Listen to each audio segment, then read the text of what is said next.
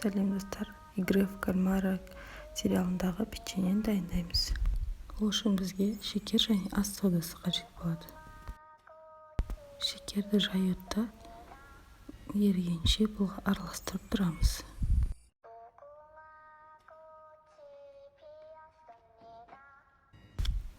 Еріген шекерімізге бір шымшым ас содасын себеміз және араластырамыз.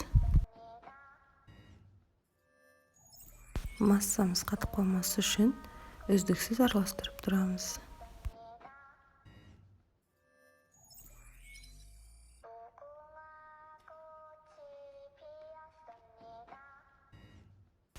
Дайын болған массамызды тарелкемізге салып аламыз.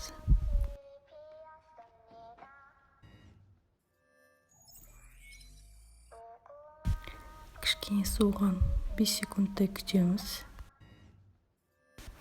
Және осындай формаларды печеньемізге басамыз.